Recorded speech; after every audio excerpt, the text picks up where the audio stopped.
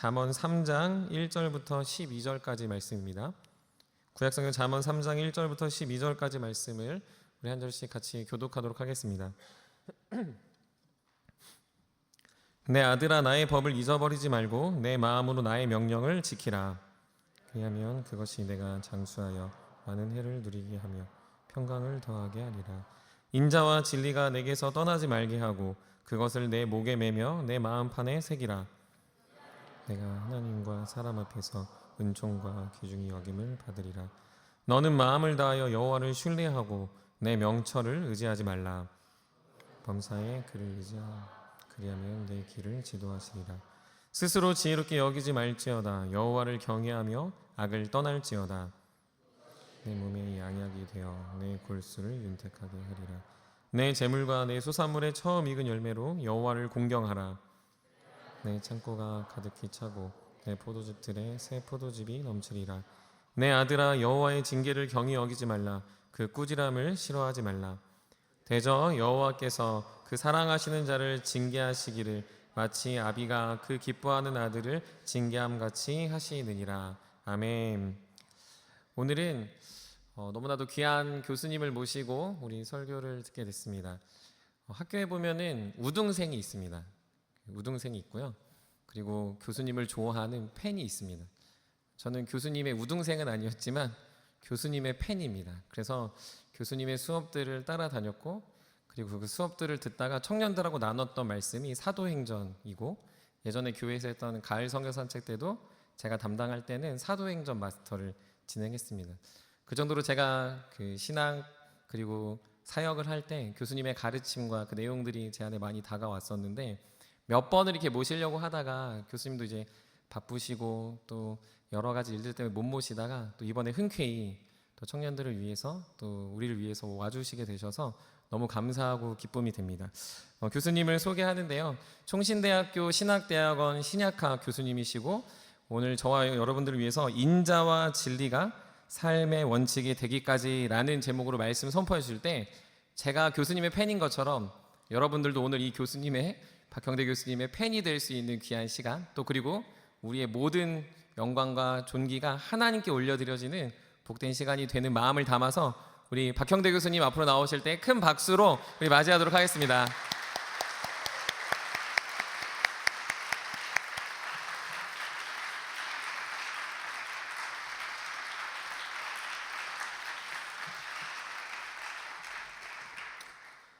사람들은 저마다의 원칙을 가지고 살아갑니다.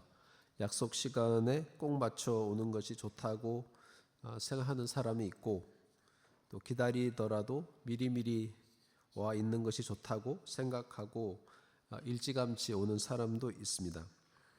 시간 맞춰 오는 것보다 준비를 철저히 해서 오는 걸 더 좋아하는 이도 있습니다.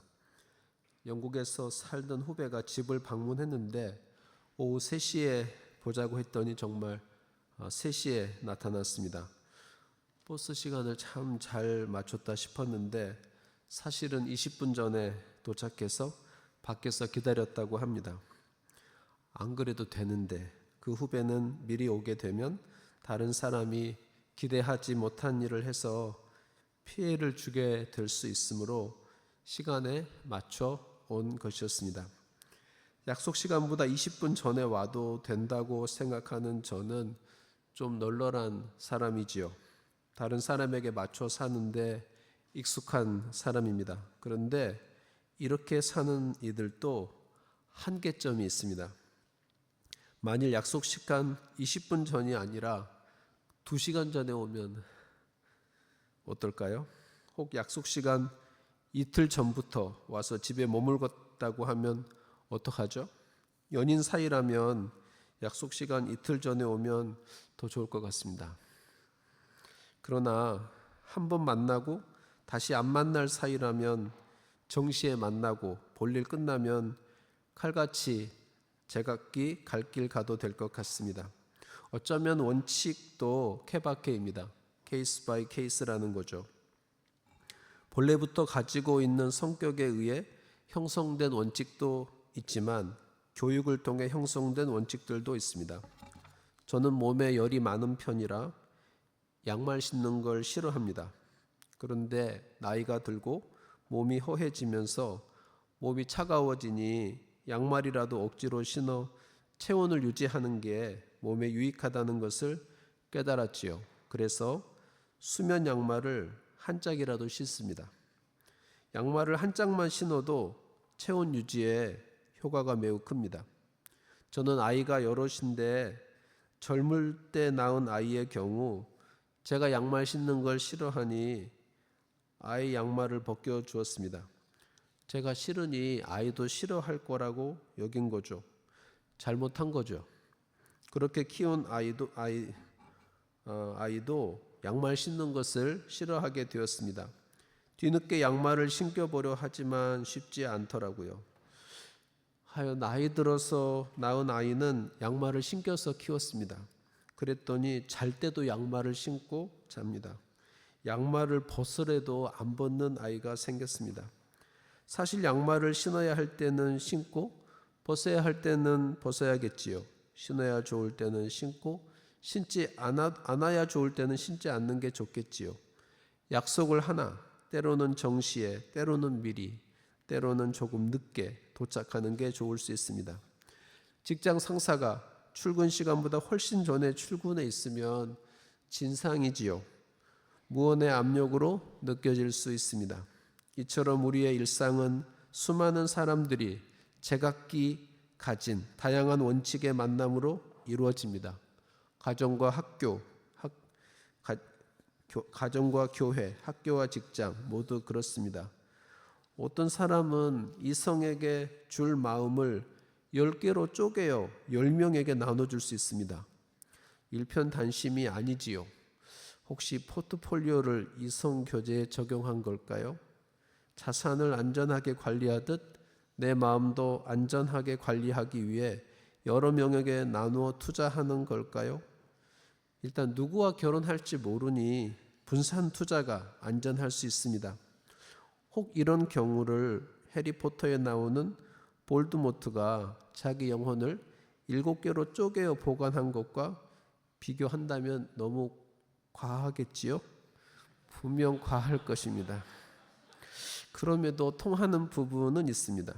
안전 추구입니다. 지어진 인성의 원리를 넘어서는 것으로 보입니다.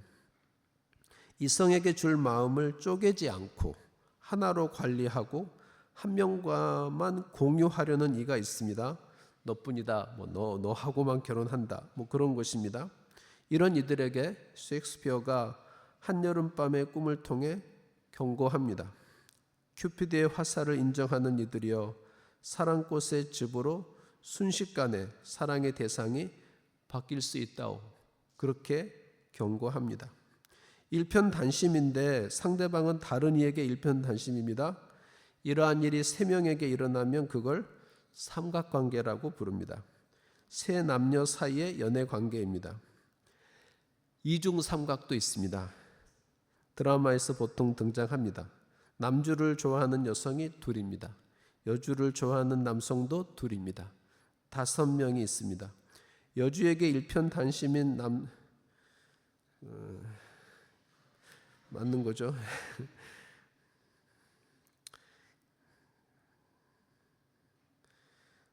그러니까 제가 밖에 쓴 거겠죠. 남주를 좋아하는 여성이 둘이고 여주를 좋아하는 남성도 둘이고 5명이 있어요. 여주에게 일편단심인 남성이 2명이죠. 남주에게 일편단심이라는 말을 추가한 거죠. 일편단심인 여성도 둘이죠. 시청자들은 대체로 여주와 남주가 연결되기를 바랍니다. 그런데 장애물이 하나가 아니라 둘입니다. 그러니까 삼각관계에서는 장애물이 하나처럼 보이는데 이중삼각에서는 장애물이 둘이에요. 그래서 이제 5명으로 구성된 이중삼각에서 장애물이 둘이라는 거죠. 꼬꼬삼도 있습니다. 이건 제가 만든 말입니다. 꼬리에 꼬리를 무는 삼각관계입니다. A는 B를 좋아하고 B는 C를 좋아하고 C는 D를 좋아하고 D는 E를 좋아합니다. 사랑은 존재하나 이루어지는 커플이 없습니다. 꼬꼬삼이 무한 이어지면 예식장은 망할 것입니다. 그러나 첫눈에 반하는 일이 있습니다. 서로 죽고 못 사는 일이 있습니다. 천생연분이 있습니다. 제 눈에 안경이 있습니다. 둘씩 짝지어 잘 삽니다. 사회가 그리 만들기도 하고 교양이 있기에 그리 되기도 합니다. 지금 우리 사회는 일부 일처라는 법과 함께 사실혼 인정과 간통죄 폐지로 다부다처로 가고 있습니다. 상반된 원칙이 공존합니다. 이런 시대를 살기에 여러분과 인자와 진리라는 원칙을 나누고 싶어서 잠언 본문을 선택했습니다. 잠언은 우리에게 원칙을 가르쳐 줍니다. 잠언을 한마디로 표현하면 인생 매뉴얼입니다. 기기마다 매뉴얼이 있습니다. 마찬가지로 하나님의 형상대로 지음받은 인생을 위한 사용 설명서가 있습니다. 그게 잠언입니다. 어떤 이는 뭘 사면 사용 설명서부터 읽습니다. 어떤 이는 일단 이것저것 눌러봅니다. 둘 다 장단점이 있습니다. 사용 설명서를 다 읽자니 시간이 너무 많이 걸립니다. 이것저것 누르다 잘못 누르면 낭패를 볼 수 있습니다. 그래서 적당히 타협합니다. 꼭 필요한 부분만 읽고 그때그때 보충합니다. 어쩌면 잠언도 그리 보는 게 효율적일 수 있습니다. 그래서 옛 어르신들은 잠언을 하루에 한 장씩 읽으라고 하셨죠. 여기서 수요조사 한번 해볼까요? 뭘 사면 사용 설명서부터 읽는다. 거수했고, 자 일단 다음에 내려냈어요. 일단 이것저것 눌러보고 안 되면 사용 설명서를 마지못해 본다. 이게 훨씬 많아요. 저도 그래요. 자, 또 물어보는 거예요. 볼 영화나 드라마를 고를 때 다른 사람들의 평이나 예고편 등을 통해 괜찮다는 것을 확인하고 본다. 오, 많아요. 내리시고 일단 열어보고 괜찮으면 계속 보고 싫으면 그만 본다. 오, 저 그래요. 굳이 나누라면 전자는 S고 후자는 N입니다. 저는 N입니다. 정확히 표현하면 S와 사는 N입니다. 저랑 같이 사는 S가 여기 있습니다. 그럼 저는 어떻게 사느냐? S인 아내를 신뢰하기에 아내가 골라놓은 걸 봅니다. 아내가 고른 옷을 입습니다. 30년 함께 지낸 지 30년이 훌쩍 넘었습니다. 처음에는 빨리 결정하지 않는 아내가 답답했습니다. 그런데 이제는 상부상조합니다. 아내는 이것저것 모두 알아보고 판단을 사더라도 가장 저렴하면서도 품질이 좋은 가게 가서 삽니다. 저는 아내의 쇼핑 능력을 신뢰하여 골라준 걸 잘 먹고 잘 씁니다. 저는 시간이 전략되어 좋고 아내는 수고가 보람이 되니 좋습니다. 두 사람의 다움이 있습니다. 아내 다움이 있고 저 다움이 있습니다. 어쩌면 그 다움은 하나님께서 부여하신 듯합니다. 창조 목적에 부합하는 다움일 것입니다. 마치 새가 날아야 하니 날개가 있고 물고기가 물속에서 지내야 하니 아가미가 있듯 인생 각자에게 다움이 있습니다. 그 다움이 MBTI의 성격 유형으로 드러나기도 합니다. 다움을 표현하는 단어로, 이건 히브리어인데 어려운 단어인데 투시아가 있습니다. 구약 성경에 12번 나오는데 잠언에 4번 나옵니다. 3분의 1이 나오네요. 2장 7절, 3장 21절에는 완전한 지혜라고 번역을 했어요. 그냥 하나로 표현하기가 어려워서 지혜는 아닌데 이건 완전한 지혜라고 한 거죠. 8장 14절에서는 참 지식이라고 번역을 했고 18장 1절에서 참 지혜라고 번역이 됐어요. 굉장히 다양하게 번역이 됐네요.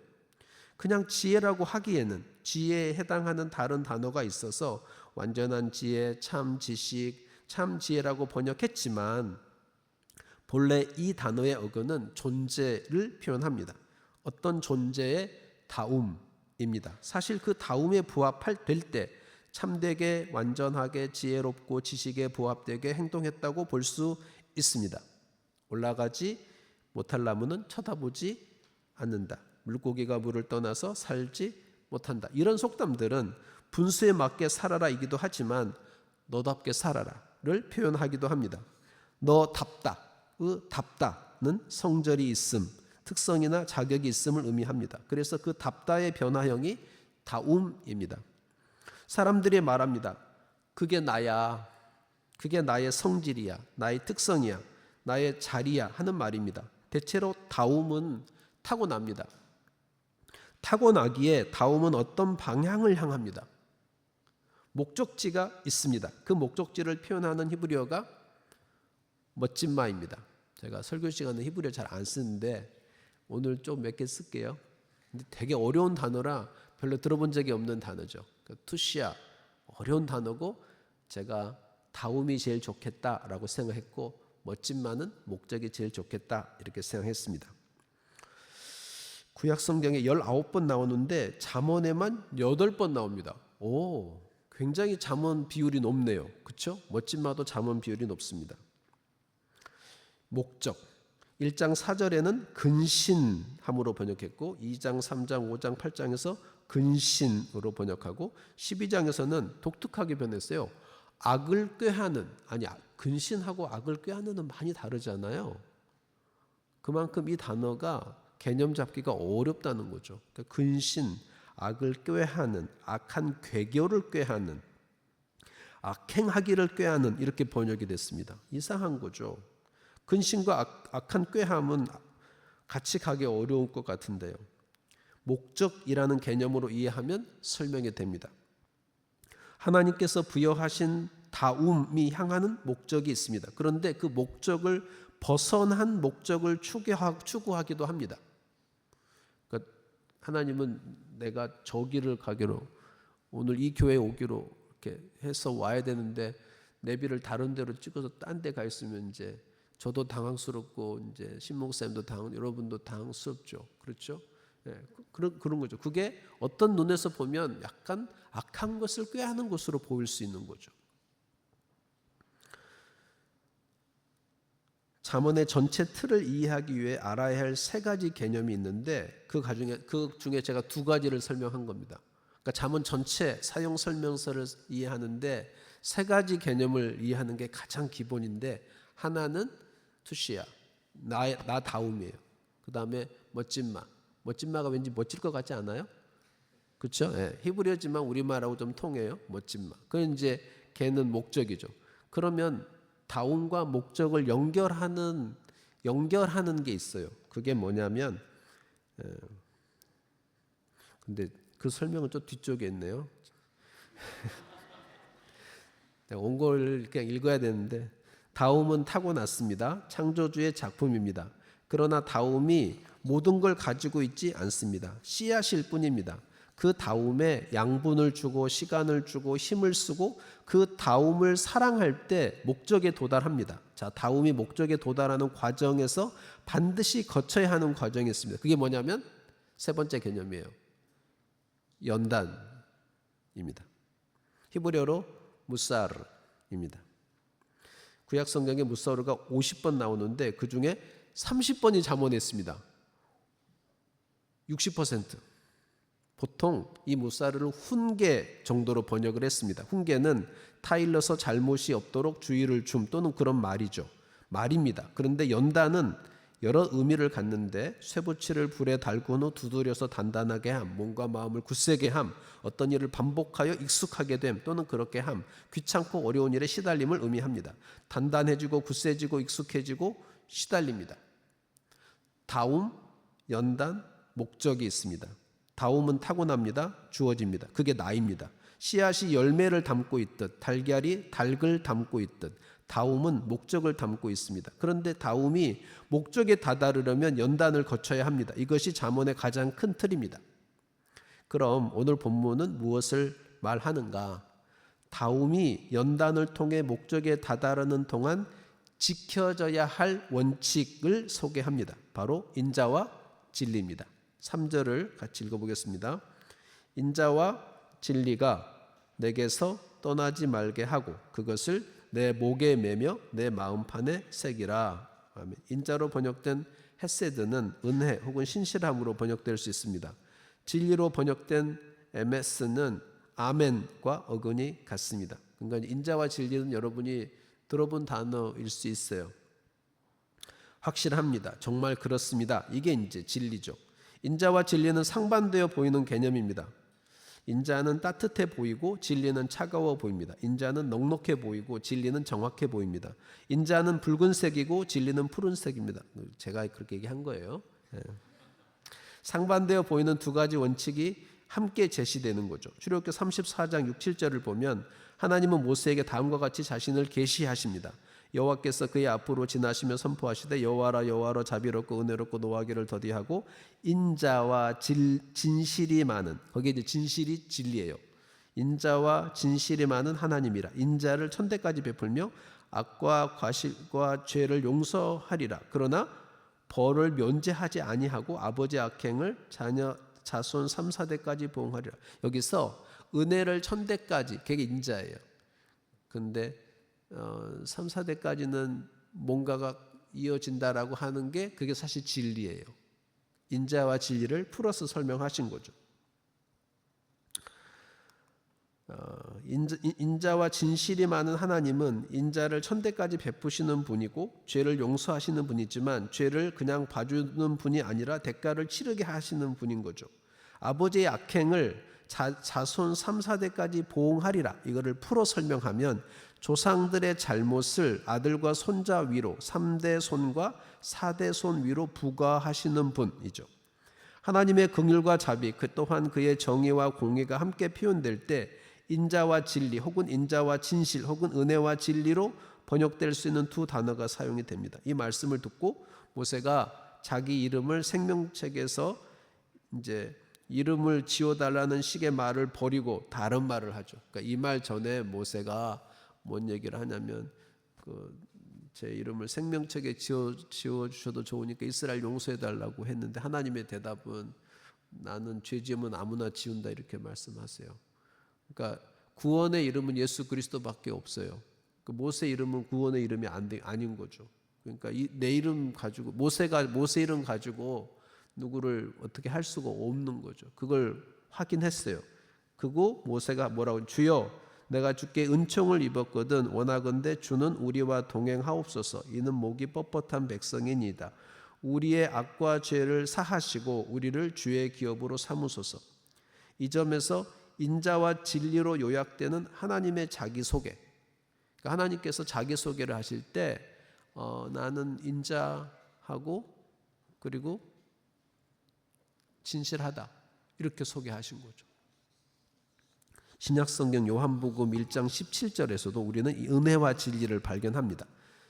은혜와 진리, 이게 예수님하고 연결이 됩니다. 율법은 모세로 말미암아 주신 것이요 은혜와 진리는 예수 그리스도로 말미암아 온 것이라. 여기 이제 은혜와 진리가 인자와 진리다 이렇게 생각하시면 돼요.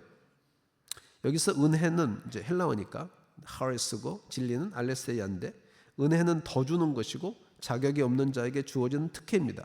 진리 알레세야는 잊을 수 없는 것으로 사실에 기초합니다. 역시 은혜와 진리는 상반되어 보이는 두 가지 개념이죠.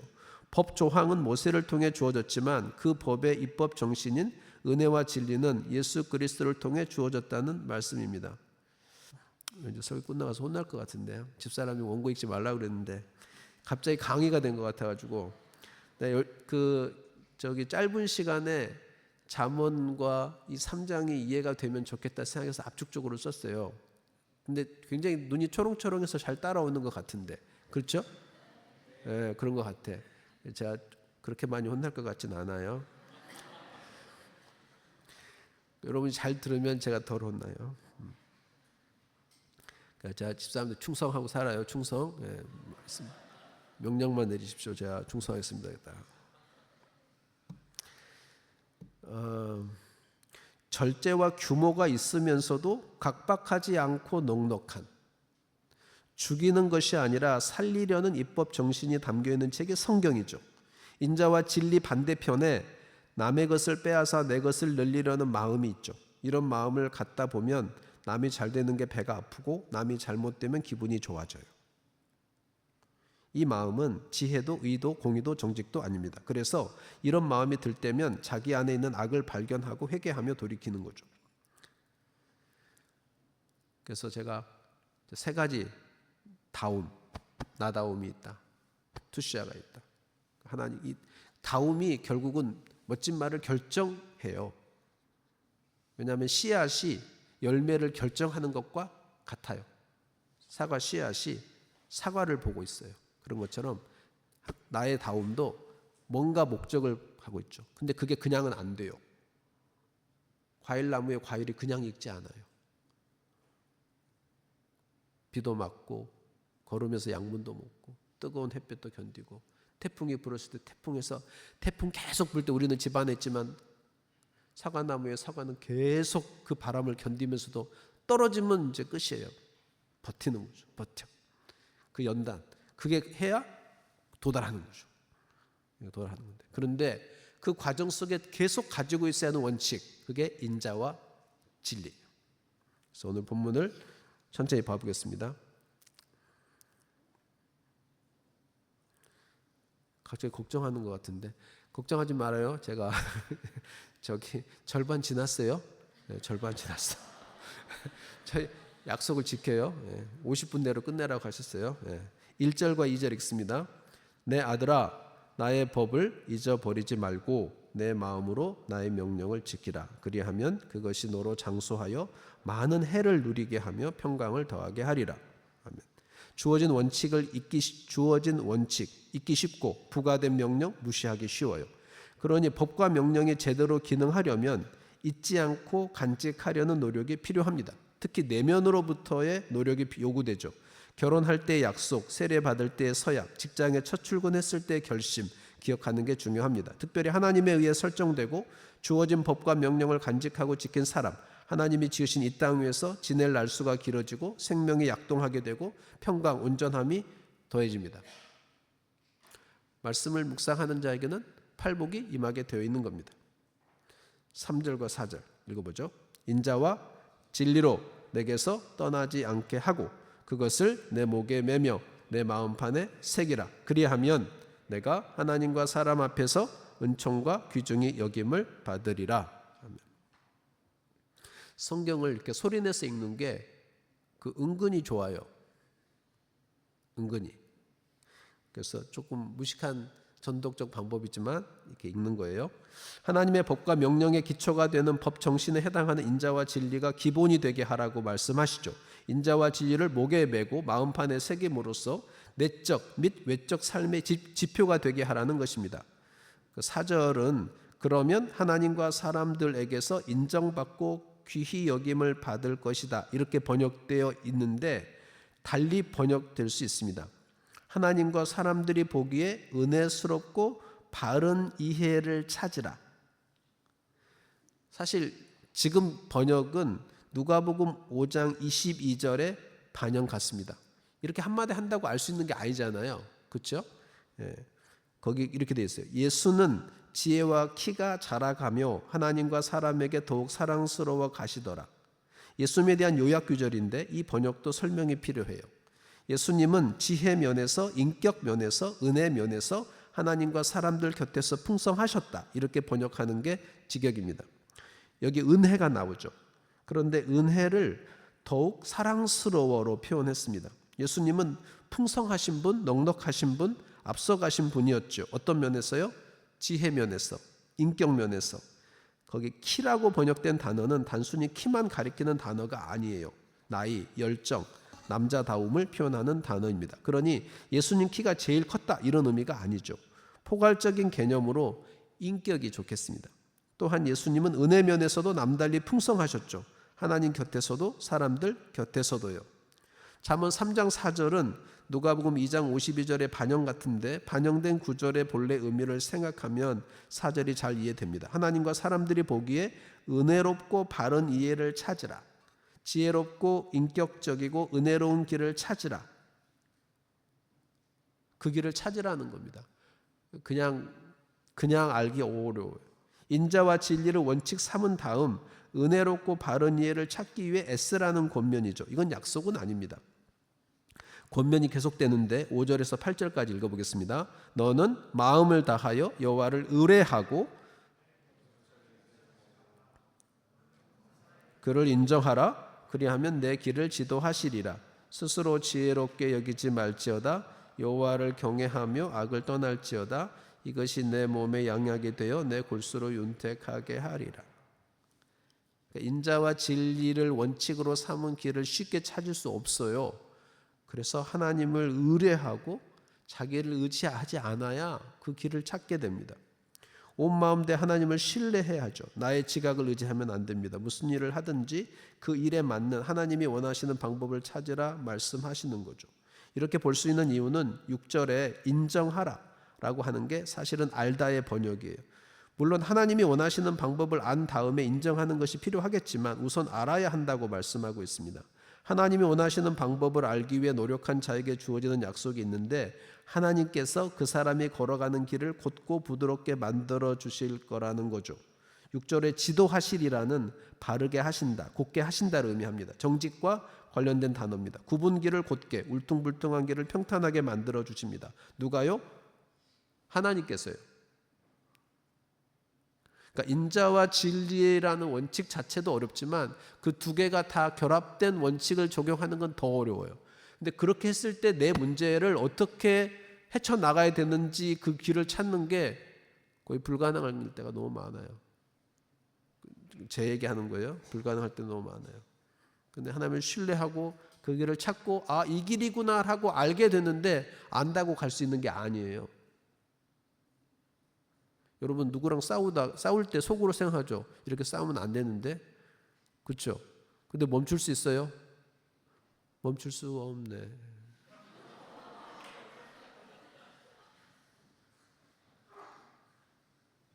누가 도와줘야 돼요? 하나님 도와줘야 돼요. 지혜자는 우리에게 하나님이 원하시는 방법을 알려고 노력하여 아는 것만으로도 하나님의 도움을 받기에 충분하다고 말합니다. 할렐루야. 야, 하나님은 이런 분이에요. 하나님이 원하시는 것을 내가 하나님을 신뢰하고 알았어. 그러면 그걸 도울 힘을 주신다는 거죠. 그분이. 보기에 좋은 길을 택하지 말고 하나님을 두려워하며 악에서 떠나라고 권하죠. 그러면 이것이 배꼽에게서는 치료제가, 배꼽에게는 치료제가, 뼈에게는 음료가 될 것입니다. 8절에 몸이란 단어가 나오는데 그게 사실 배꼽이란 단어예요. 하나님을 신뢰하여 그분이 제정하신 법과 명령을 간직하고 그분의 입법 정신을 따라 행하면 태아 시절에 배꼽을 통해 산모로부터 양분을 공급받고 배설물을 배출했던 것처럼 하나님으로부터 몸과 내면 깊숙이 좋은 것을 공급받을 것입니다. 우리는 여전히 하나님의 자녀로 이 땅에서 태아처럼 존재하고 있으니까요. 제 말 이해가 됐죠? 그 배꼽이라고 되는데 배꼽이 뭐 하는 거예요? 엄마하고 아이, 뱃속에 있는 아이가 연결되는 지점을, 그것을 표현하는 거잖아요. 그 연결되는 지점이잖아요. 그러니까 우리도 하나님 아버지하고 연결이 돼 있는 거죠. 그럼 연결된 거를 표현할 때 뭐가 제일 적당한 단어냐? 배꼽이라는 거죠. 1절로 8절에는 하나님의 법정신을 따라 사는 자에게 약속된 축복이 연결되어 있습니다. 그들은 장수하되 평안하고 형통하되 사랑을 받을 것입니다. 장수하면 평안하기가 어렵고 형통한 사람은 귀히 여김을 받기 어렵습니다. 왜요? 사람 시길 많이 해. 잘 되면 시길 많이 하지. 세상이 복잡하고 시샘이 많아요. 그러나 인자와 진리를 목에 걸고 내면에 새기고 사는 자는 태아가 산모와 연결된 것처럼 하나님과 연결됩니다. 그러기에 안전하고 행복한 상태를 유지하면서도 지속적인 성장을 이루고 온전해질 것입니다. 난자의 크기는 120 마이크로미터, 즉 0.120mm입니다. 제 아이 가운데 하나는 태어날 때 54cm였습니다. 놀라지도 않는 큰 거예요. 태어날 때 54cm면 상위 1%에 들어가는 거예요. 0.12m였던 아이가 540mm로 성장한 것입니다. 540을 0.12로 나누면 키가 4,500배 성장한 것입니다. 그 뱃속에서 여러분은 기본 4,000배 이상 성장한 거예요. 키가. 좀 안 큰다고 말하고 생각하지 마세요. 뱃속에서 4,500배 컸어요. 4,500배. 태어난 아기는 평생을 통해 4배 성장하기도 어렵습니다. 태어날 때 50cm였어요. 2m 되는 건 4배인데 어려워요. 태어날 때 크기가 54cm인 아이가 출생 후 4배 자라면 키가 2m 16cm가 될 것이기 때문입니다.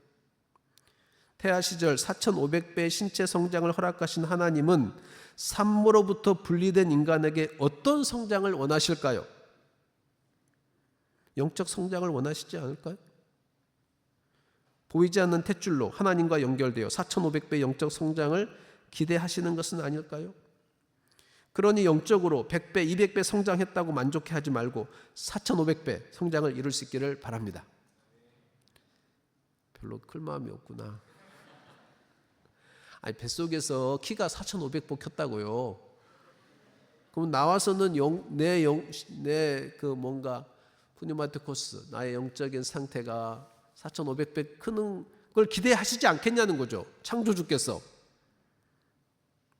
이처럼 하나님의 법정신이 인자와 진리를 삶의 원칙으로 삼으면서 사는 사람들은 어떻게 사느냐? 9절과 10절에 있습니다. 내 재물과 내 소산물의 처음 익은 열매로 여호와를 공경하라. 그리하면 내 창고가 가득히 차고 내 집틀에 새 포도즙이 넘치리라. 아멘. 하나님께서 소중한 분이라는 것을 가진 바와 수고하여 얻은 바를 가지고 표현하며 삽니다. 하나님이 소중한 분이라고 표현하며 사는 거죠. 사람들은 정말 가지고 싶은 것을 위해, 사랑하는 사람을 위해 돈을 씁니다. 마찬가지로 하나님께 가까이 하고 그분께 매이며 그분으로부터 좋은 것을 공급받는 사람은 그분을 위해 뭔가를, 특히 수고하여 얻은 바를 사용합니다. 드리며 삽니다. 감사하며 삽니다. 감사함으로 하나님께 제물을 드린 자는 어떻게 될까요? 가난하게 될까요? 아닙니다. 창고가 가득 차고 포도즙틀에 포도즙이 넘치게 됩니다. 왜 그럴까요? 하나님은 되로받고 말로 주시는 분이기 때문입니다. 그럼에도 드리는 자는 하나님께서 자신을 공경하기에 드리는 자와 부자 되려 드리는 자를 구별하실 수 있다는 점을 기억해야겠죠. 세상은 되로받고 말로 주지 않습니다. 말로 받고 되로 주지 않으면 다행입니다. 회사원이 한 달 동안 회사에 500만 원의 수익을 올려주면 회사는 그 회사원에게 월급을 얼마나 줄까요? 내가 500만 원 벌어줬어. 그럼 회사가 월급 나한테 얼마 줄까요? 회사마다 틀리겠지만 절대로 500만 원 이상을 주지는 않을 것입니다. 말을 바꿔서 한 달에 500만 원 받으려면 회사에 얼마나 벌어다 줘야 할까요? 회사마다 다르겠지만 자본이 많이 들어간 회사일수록 달라지겠죠. 삼성전자의 순이익이 저렴한 인건비에 있음이 지적되기도 합니다. 그 글을 보면 삼성전자 직원들은 회사에 순이익 8조를 안겨주고 4조를 받고 있습니다. 순이익을 8조를 내줬는데 사실은 그 순이익 중에 직원에게 들어온 돈은 4조라는 거죠. 순이익이라는 말은 경비를 제외한 이익이죠. 저 삼성전자를 뭐라고 하는 거 아니에요? 나는 삼성전자가 엔비디아보다 잘하기를 원해요. 진짜 요새 좀 이렇게 잘하고 있는데 굉장히 기분 좋아요. 이거는 어떤 사람이 글을 써서 내가 인용한 거예요. 전혀 그런 거 없어. 그냥 예를 든 거예요. 그런데 수만 명이 버는 값과 수십 명이 버는 값이 비슷한 거죠. 그러나 하나님은 인자와 진리를 따라 사는 자기 백성에게 계속 더해 주시는 분입니다. 그러니 하나님께는 드릴수록 이익인 거죠. 다들 그 좋은 기업 들어가고 싶어 하고 그 중에 있잖아요. 그 회사가 있는 거죠. 근데 사실은 그렇게 좋은 회사라고 함에도 불구하고 순이익의 절반은 자본값으로 가는 거고 절반은 노동값으로 가는 거니까. 근데 노동자는 수만 명이요. 자본가는 몇십 명 안 되니까. 그래서 내가 하는 말이에요. 마지막으로 11절 12절 읽습니다. 내 아들아 여호와의 징계를 경히 여기지 말라. 그 꾸지람을 싫어하지 말라. 대저 여호와께서 그 사랑하시는 자를 징계하시기를 마치 아비가 그 기뻐하는 아들을 징계한 같이 하시느니라. 아멘. 하나님은 법을 제정하시고 그 법을 따라 사는 자를 인도하고 복을 주시되 그 사람이 진정으로 복받을 자가 되도록 도우십니다. 방법은 두 가지인데 징계, 즉 바로잡기 위해 훈련하시는 방법이고 꾸지람, 즉 왜 틀렸는지 왜 바로잡혀야 하는지 가르쳐 주시는 설명을 통한 방법입니다. 꾸지람이라는 단어의 기본 뜻은 논리 혹은 논거입니다. 논리는 어떤 사람에게는 따지는 것이고 어떤 사람에게는 지적질입니다. 논거는 명제의 근거입니다. 왜 그러한지에 대한 이유죠. 제가 쓴 논문 가운데 하나님께서 사람들을 어떻게 대하시는가 하는 것을 정리한 글이 있는데 그 연구를 통해 알게 된 게 있습니다. 하나님은 그 사람의 어떠하심을 따라 대하시는데 예수님은 당신의 제자들에게 논리적인 대답을 주신다는 것입니다. 설명을 하시는 거죠. 그러니까 그 사람의 어떠함 대로 맞춰서 해야지 통하잖아요. 하나님도 어떻게 해야 통하는지 잘 아시는, 효율성을 아셔요. 특별히 11절 12절은 히브리서 12장에서 인용이 됩니다. 그렇죠? 이거 갑자기 어디서 많이 본 것 같잖아요.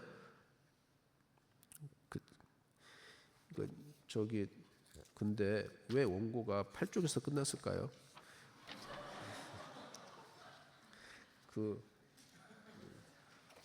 거기 한 장 더 있죠?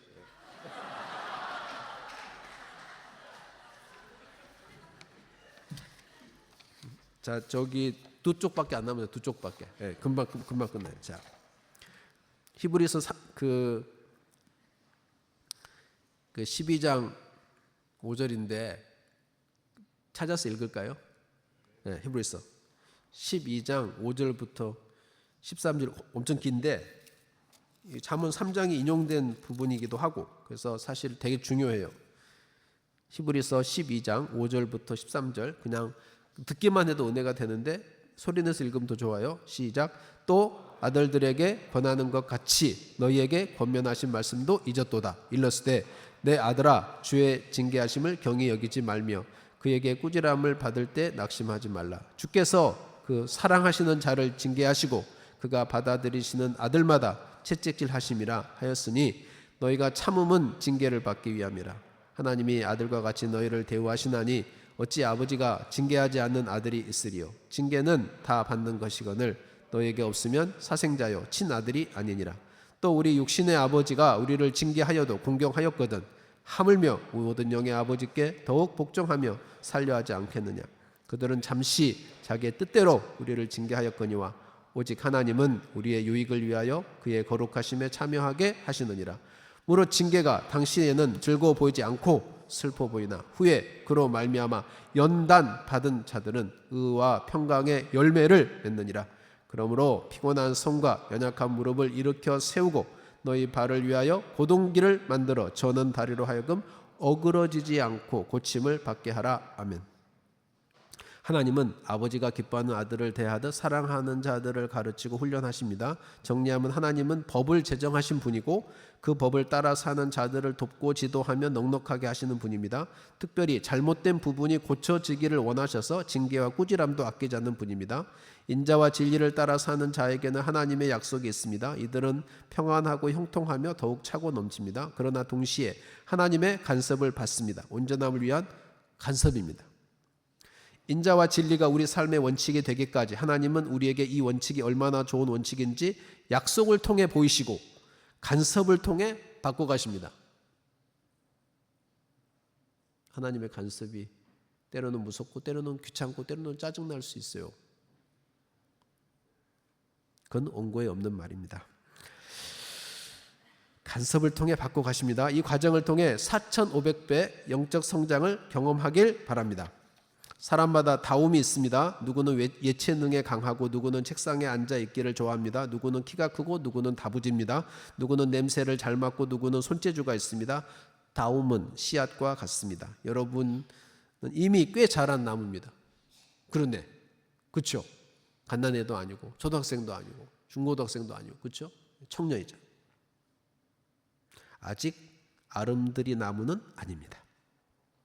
그러나 어느 정도 자란 나무입니다. 자라보니 알겠습니다.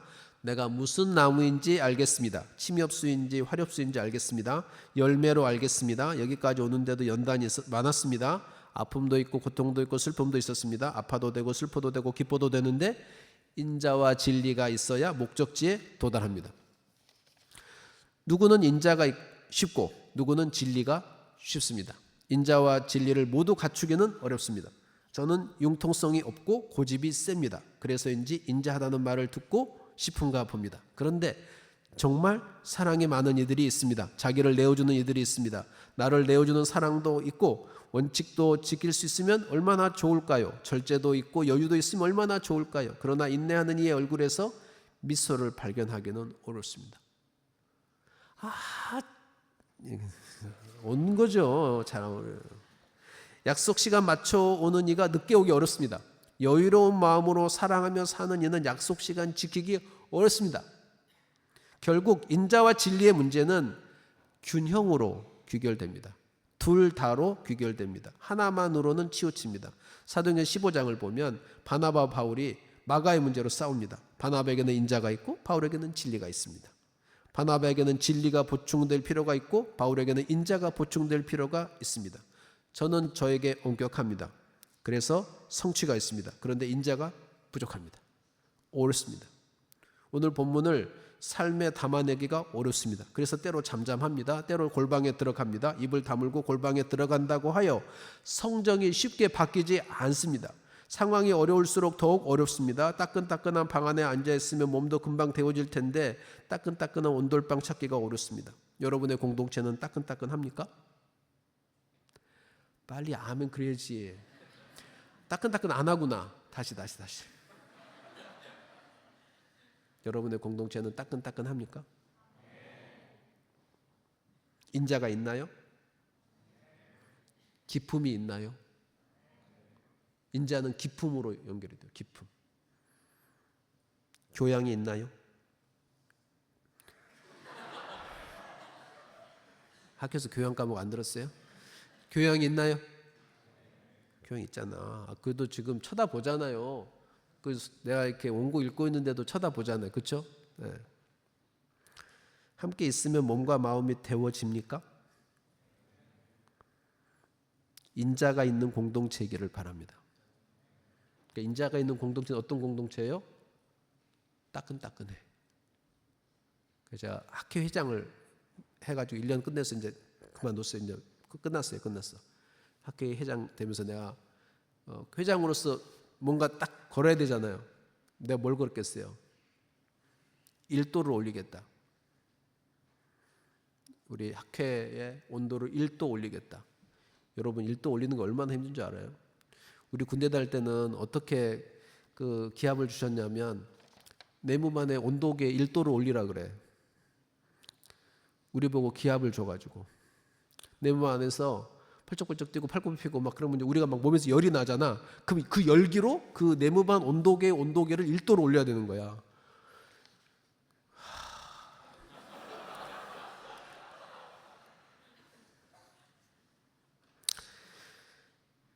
여러분의 공동체에는 질서가 있습니까? 법도가 있습니까? 질서 없어요? 질서가 있습니까? 법도가 있나요? 준법 정신이 있나요? 절도가 있고 절제가 있나요? 여러분의 공동체에 진리가 있기를 바랍니다. 인자와 진리는 동전의 양면과 같습니다. 이 둘이 균형 잡힐 때 영적 성장이 있습니다. 인자와 진리가 창조주 하나님의 원칙이니 무슨 일을 만날 때마다 인자와 진리를 원칙 삼으시길 바랍니다. 사실 저는 이 말씀을 전할 자격이 없습니다. 터무니없이 부족하여 인자와 진리의 원칙에서 꽤 멀리 있기 때문입니다. 그러나 본문의 의미는 제가 바로 전달했습니다. 그러니 이 말씀으로 기도 제목을 삼고 공동체가 함께 노력할 수 있기를 바랍니다. 보통 예수님이시라면 어떻게 하실까? 그런 질문을 합니다. 답이 어려울 때가 많습니다. 질문을 바꿔보십시오. 이 문제에 인자를 적용하면 어떻게 될까? 이 문제에 진리를 적용하면 어떻게 될까? 이 문제에 인자와 진리를 함께 적용하면 어떻게 될까?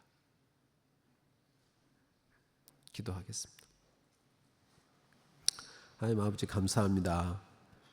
저희를 지으시고 은혜를 주시고 씨앗 안에 열매를 담으신 것처럼 저희의 다움 속에 하나님의 풍성한 은혜를 담아주셔서 감사합니다. 하나님께서 원하시는 그 길을 그 가는 과정 속에 때로는 어렵기도 하고 연단이 참 고통스럽기도 하지만 그걸 통해서 보람을 맛보게 하시고 열매를 맺게 하시고 인생의 목적이 이루어지게 하시니 감사드립니다. 도우셔서 인자도 이해하고 진리도 이해하고 인자와 진리가 함께 적용될 때 어떻게 마음을 먹고 어떻게 반응하고 갈 것인지를 알려주시기를 기도합니다. 알려주실 때마다 저희는 늘 무능하나 주의 성령께서 우리를 붙드시고 주님께서 돕는 자를 붙드시고 이 공동체 가운데 은혜를 주시고 질서를 주시면 하나님께서 참 4,500배의 성장을 이루게 하실 줄로 믿습니다. 그 은혜를 구합니다. 주 예수 그리스도 이름으로 기도합니다. 아멘. 우리 한번 그 말씀을 전해주신 교수님과 또 하나님께 영광을 올려드리며 우리 한 박수로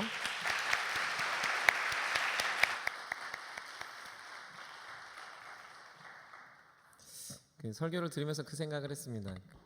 그 프레이 집회가 나를 위한 것 같다. 제가 너무 앞에서 은혜 받고 있는데 여러분들 은혜 받으셨죠? 예, 여러분들의 삶에 또 인자와 진리가 또 우리의 목적을 이루어가는 그 중간의 연단들이 아름답게 피어날 날들을 또 기대하고 고대하면서 포기하지 않은 우리 청년들이 되셨으면 좋겠습니다. 우리가 프레이 집회로 3주간 진행합니다. 프레이 집회는 하나님께 기도하고 부흥을 갈망하며 이 지역과 또 사회 그리고 이 청년의 시기를 어떻게 살아갈지를 고민하며 예배하는 시간입니다. 우리 같이 기도하고 또 부르짖을 때 오늘 말씀을 기억하시면서 또 찬양하면서 여러분들 삶에 임하신 또 여러분들 깨닫게 하신 각자의 음성들에 집중하며 또 우리가 같이 더 나아갈 수 있는 또 복음 앞에 더 설 수 있는 복된 시간 되길 소망합니다. 우리 한번 다 같이 일어나서 사랑한다 말하시네 우리 찬양하신 후에 기도의 자리로 나아가도록 하겠습니다.